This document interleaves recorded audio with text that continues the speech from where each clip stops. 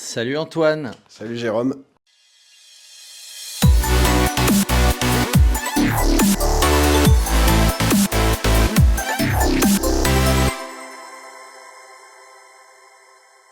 Alors dis-moi Antoine, Antoine Delmure, la marque Cycle avec un Y. Cycle, comme on dit, Cycle, cycle, je sais pas. En tout cas, c'est CYKL. Tu nous reçois dans ton atelier, dans ton showroom à Montpellier, parce que tu as créé, ça fait un petit bout de temps, tu as créé des vélos qui ont vraiment une originalité. Tu as démarré, tu vas nous raconter un petit peu l'histoire. C'est vraiment une belle histoire. Raconte-nous un peu l'histoire de Cycle ou de Cycle. Alors, Cycle, en fait, moi je viens du monde de la communication et du marketing, avec un background en design produit et ingénierie, et passionné de vélo, je montais mes vélos, et pendant le Covid, on va dire que comme beaucoup de gens, j'avais besoin de chercher un petit peu de sens, et j'ai commencé à dessiner mes propres vélos pour moi, et puis on en a demandé un, puis deux, puis trois, puis une annonce sur le Bon Coin a fait que j'ai eu plus de 120 000 demandes. Et, enfin non, pardon, elle a eu 120 000 vues et plus de 200 demandes. Et au bout de 6 mois, je me suis rendu compte que la demande était telle qu'il fallait que je bascule et que je quitte mon ancien métier pour me lancer dans l'aventure du vélo. Tu, Et tu as industrialisé, on va dire, un petit peu même si ça reste très artisanal, tu as industrialisé ta fabrication. Alors, c'est pas toi qui fabrique, hein. ouais. Il y a il y a trois types de vélos. Le VTT, le gravel avec un guidon magnifique, très original. Le route, donc sont très originaux. Deuxième chose, ils sont tous en titane. Par contre, tu les montes, tu les élabores, puisque tu es designer, tu l'as dit. Voilà. Tu ne fabriques pas, hein, que les Non, choses soient claires. non, non, Mais derrière, une fois que tu as élaboré, une fois que tu as fait fabriquer, c'est toi qui montes tout. voilà, donc en fait, j'ai toute la conception, elle est faite à Montpellier, et la fabrication des cadres, elle est faite en Asie, puisqu'on n'a tout simplement pas le savoir-faire pour faire du cadre en titane en France. Alors, il y a certains petits fabricants, mais si on veut faire du volume ou si on veut faire des pièces particulières, par exemple, les fourches en titane, elles sont imprimées en 3D. Donc, il y a certaines technologies qu'on n'a pas ici. Et moi, on va dire, là où je suis fort, c'est dans la conception des pièces, pas forcément dans l'assemblage.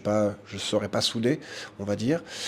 Et donc, il y a la conception des cadres, mais il y a la conception aussi de tous les périphériques, donc des fourches, des potences, des cintres, des tiges de sel, et d'autres choses qui vont arriver dans pas longtemps.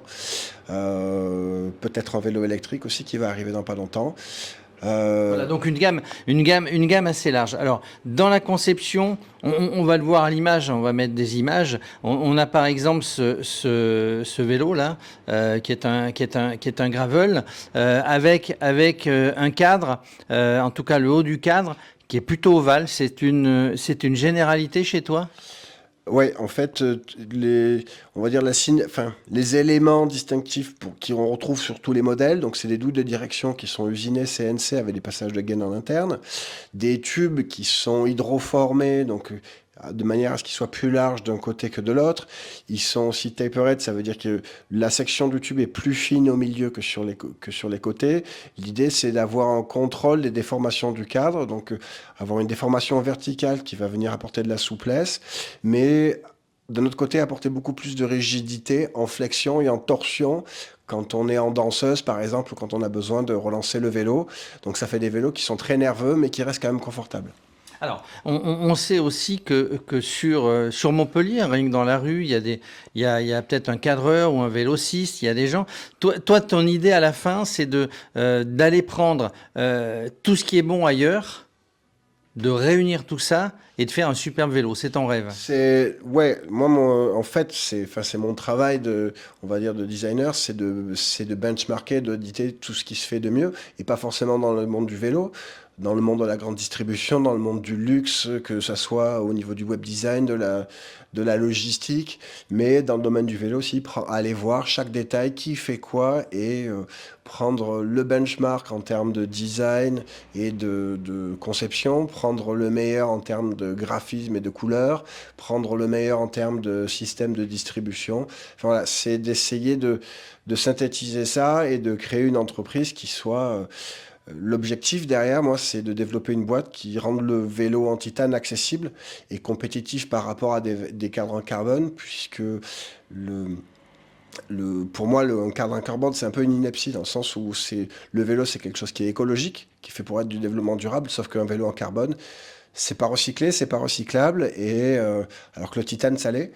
Et c'est de faire des produits qui soient durables dans le temps, qui sont garantis plus de 30 ans et qui puissent être réutilisés, upgradés dans le temps. Donc c'est aussi d'utiliser un maximum de standards. Il n'y a pas de pièces de conception qui soient absolument exotiques et qu'on retrouve c'est un amalgame de standards pour que le vélo soit durable et évolutif le plus dans le temps possible. Alors, on a de l'originalité à tous les niveaux, hein. Dans le cadre, tu l'as dit, dans le guidon. Ce guidon gravel, là, j'en ai rarement vu. Ouais, alors en fait, Ça sort de ton imagination de Voilà. designer, hein. En fait, c'est de l'ergonomie. Donc en gros, il y a ce qu'on appelle un down sweep. Donc en fait, le but, c'est de pouvoir déverrouiller les poignets, les coudes, les épaules pour pouvoir libérer la nuque. Et aussi, cette espèce de cassure qu'on retrouve là, ça va aller apporter un peu plus de souplesse et donc plus de confort quand on roule dans des terrains un petit peu défoncés. Voilà. Mais il n'y a pas que ce guidon-là, puisqu'il y a ce cintre de route, il y a ce cintre de gravel. Toutes les fourches aussi, qu'elles soient en carbone ou en titane, elles ont été designées, elles sont spécifiques à chaque modèle de vélo. Quand bien même les fourches, je les ai conçues de manière à ce qu'elles soient compatibles avec d'autres vélos du marché. Et aujourd'hui, j'ai du mal à avoir mes propres fourches parce que beaucoup de clients achètent mes fourches pour des vélos de mes concurrents. Voilà, des cintres originaux. On va aux pédaliers, aux manivelles aussi, qui sont, Alors qui ça, sont, qui sont pas comme toutes les autres, on va dire. ouais, alors ça, c'est pas mon design. Par contre, je travaille avec des marques donc en Asie où je spécifie ce que je veux et on travaille sur des petites quantités, des petites productions. L'idée aussi, c'est d'avoir justement de pouvoir complètement décorréler la transmission. Donc tous les clients, ils peuvent choisir la taille du plateau, la longueur des manivelles, peu importe qu'ils veulent du SRAM ou du Shimano ou d'autres marques. L'idée, c'est qu'on va aller adapter la transmission exactement à là où la personne se trouve. Est-ce que c'est montagneux? Est-ce que c'est plat? Et ses capacités physiques. Est-ce que on a affaire à quelqu'un de 20 ans qui est ultra physique ou quelqu'un qui est à 50 ans qui a moins de capacité physique et qui forcément va pas avoir une taille de plateau géante.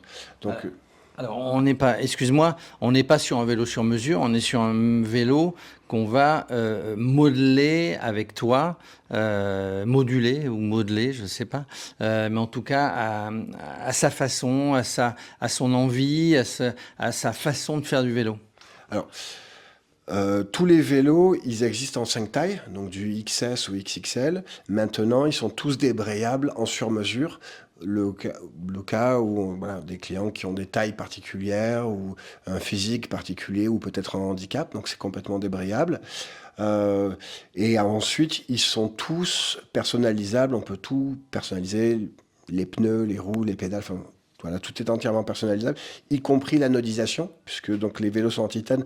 Ceux-là, ils sont pas anodisés, donc ils sont laissés bruts, mais ils peuvent être colorisés. Donc en fait, c'est aussi un process où la colorisation se fait par anodisation. Donc c'est un procédé qui est écologique, avec juste un petit peu d'eau et de sel, un courant électrique.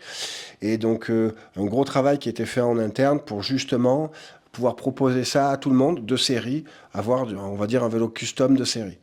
Alors, j'ai l'habitude, hein, pour terminer, de dire que les vélos aujourd'hui, ce sont des vrais bijoux. Tu te considères comme un orfèvre, comme on dit? Non, pas du tout, hein. Non, moi, le but, c'est un bijou, ça serait trop fragile. Moi, c'est des objets pour aller s'amuser. Alors, je parlais bijoux en termes pour l'œil, Ouais. c'est-à-dire la beauté du vélo. Alors, j'ai eu au Rock d'Azur l'année dernière, j'ai rencontré Dangelorm, qui est le parrain absolu du custom de bike, qui a cru que c'était des vélos customisés. J'ai dit non, c'est des vélos de série. Donc moi, je tiens à ça. Je tiens à être justement dans cette espèce d'équilibre entre un vélo de série et un vélo custom. Suffisamment de série pour que le custom soit accessible et abordable et suffisamment customisé pour que le client puisse dire c'est mon vélo, je vais le garder pendant des années. Le but c'est pas de faire un produit consommable que l'on utilise 1 an, 2 ans et qu'on jette pour passer à la nouvelle version. C'est de faire des vélos que l'on va garder 10, 15, 20 ans, 30 ans, que l'on pourra upgrader. Et c'est son vélo avec ses couleurs, avec son montage. Et ensuite, la pratique, elle évolue. Donc, quelqu'un qui veut le faire passer, changer le cintre, mettre des nouvelles roues, le gravel, le rendre un petit peu plus capable sur route, ben c'est possible. Donc, le but, c'est vraiment de faire des choses qui soient durables entre le personnalisable et le de série. Voilà, il y a tout ce qu'il faut ici. On est dans l'atelier, vous allez voir, hein, au fur et à mesure qu'on a fait cette interview, je vous ai passé des images. Antoine, je voulais te remercier. Vous avez envie d'un vélo original, d'un vélo en titane, de le faire à votre goût. Vous allez sur le site internet, hein, cykl.store, donc cycle ou cycle.store. Vous appelez Antoine, vous allez voir, c'est sympa. Si vous avez envie de venir à Montpellier, ben, vous venez, vous allez voir ces vélos, ils vont vous faire rêver. Et sur le site, hein, il y a des magnifiques photos aussi, ça va vous faire rêver. Ben, pour un prix tout à fait raisonnable. Vous l'appelez, vous dites que vous venez de la part de Radio Sport, vous fera un beau sourire et puis allez, on fait des cadeaux en plus, dit-il. En tout cas, merci Antoine de nous avoir fait découvrir, d'aller un petit peu plus loin dans ces vélos qu'on connaissait.